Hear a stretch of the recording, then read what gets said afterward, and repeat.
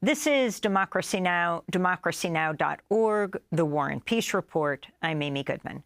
President Biden's hosting heads of state from NATO member nations for a 3-day summit in Washington, D.C. to mark the 75th anniversary of the nuclear-armed military alliance. NATO's expanded from 12 founding member states to 32. Sweden's at the summit as a full NATO member for the first time. Now, Ukraine's path to membership in the alliance is, quote, irreversible, according to a leaked version of a joint declaration expected to be released today. In his opening address, President Biden pledged further NATO support for Ukraine against Russia's invasion. The United States, Germany, the Netherlands, Romania, and Italy will provide Ukraine with the equipment for 5 additional strategic air defense systems. And in the coming months, the United States and our partners intend to provide Ukraine with dozens of additional tactical air defense systems. The United States will make sure that when we export critical air defense interceptors, Ukraine goes to the front of the line. Also on Tuesday, President Biden awarded the Presidential Medal of Freedom to outgoing NATO Secretary General Jens Stoltenberg. The incoming NATO head, former Dutch Prime Minister Mark Rutte, who's been called the Trump whisperer for an episode in 2018 when he convinced then-President Trump that NATO funding from other countries was increasing as Trump had demanded. Rutte is seen as someone who could deter Trump from leaving NATO if he's re-elected. Over this past weekend, an anti-NATO protest was held in Washington, D.C.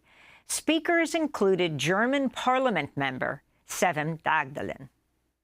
We need peace instead of NATO. We need, at long last, to stand up for democratic and popular sovereignty and to reject the indignity of being a vassal state of Washington, which is just about all we have gotten from the ruling coalition in Berlin. Peace, not NATO. German lawmaker Sevim Dagdelen joins us now, still in Washington, D.C. She's a member of the German parliament with the Wagenknecht Alliance and a member of the NATO Parliamentary Assembly. Her forthcoming book is titled NATO, A Reckoning with the Atlantic Alliance. Her new piece for Consortium News is headlined 75 Years of NATO, 75 Years of Denial.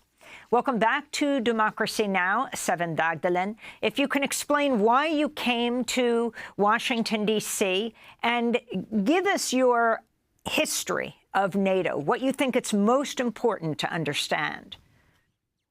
Thanks for having me, Amy. I think the most important thing about the history of NATO is that it's a history of denial, that they have 3 great myths.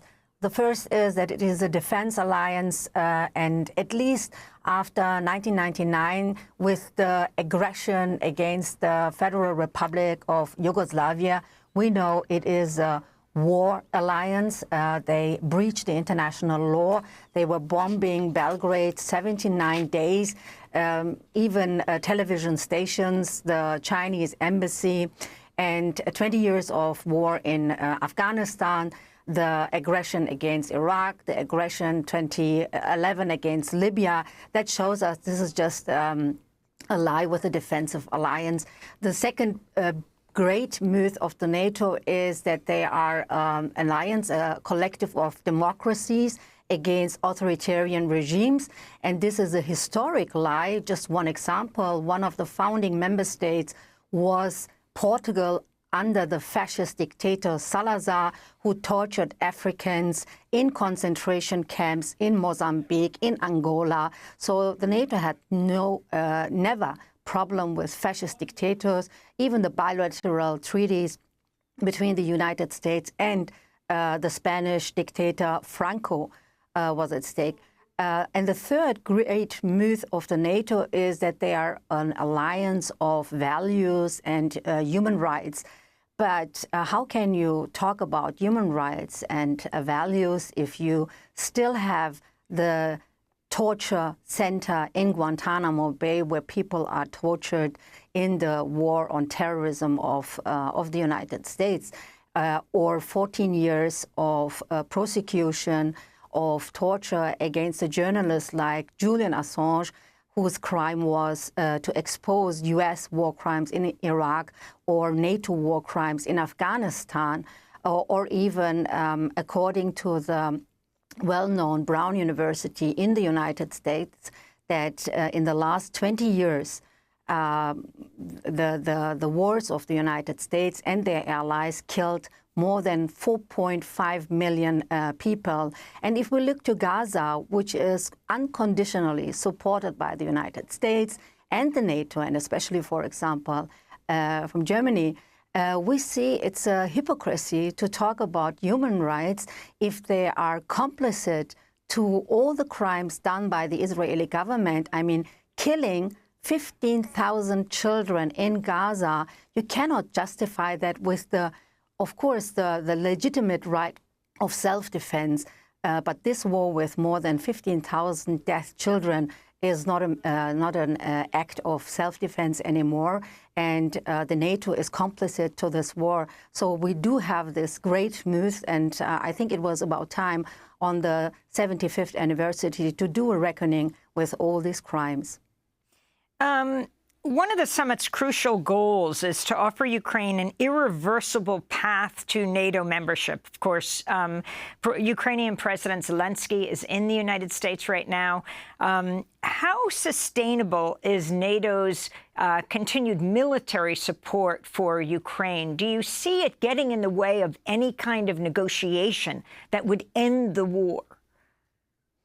Well, first of all, we have to see that the NATO head of state and government are going to deepen their strategy in the proxy war in Ukraine. That means even more weapons and even more money for Ukraine. And on the other side, less money for their own population, for healthcare, for education, for infrastructure, or for affordable social housing, because this is the other side of this coin.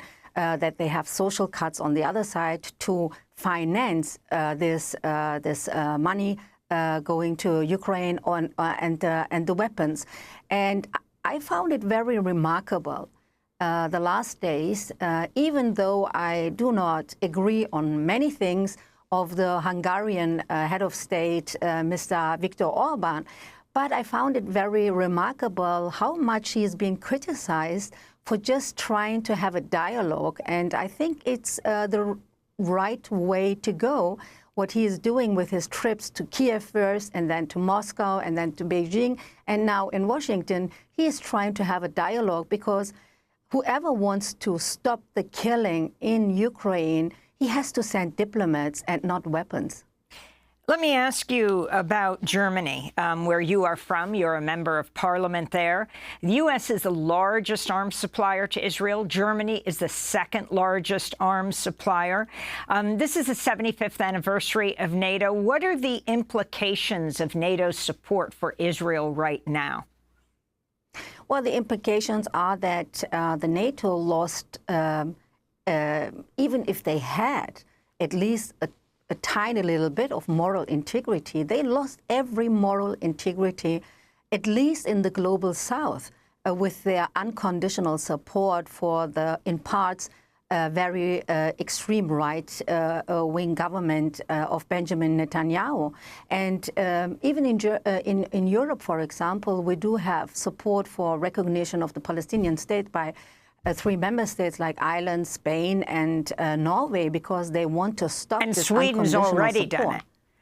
Yeah, and they want to stop this unconditional support. So you have rising contradictions and crisis within the European Union and the NATO states, according to this unconditional support. And in Germany, it's rising because, as you said, we are the second biggest supplier of weapons. We've been, actually. And we've been lawsuited before the International Court of Justice in The Hague. Nicaragua did an indictment against the weapon deliveries. And pardon? We have 5 seconds. Yeah. And I think the most important thing is that we as Germany have to go our own sovereign, independent foreign policy, and we have not to leave it there. to... Sevim Dagdelen is a German parliament member joining us from Washington, D.C. Thanks for joining us.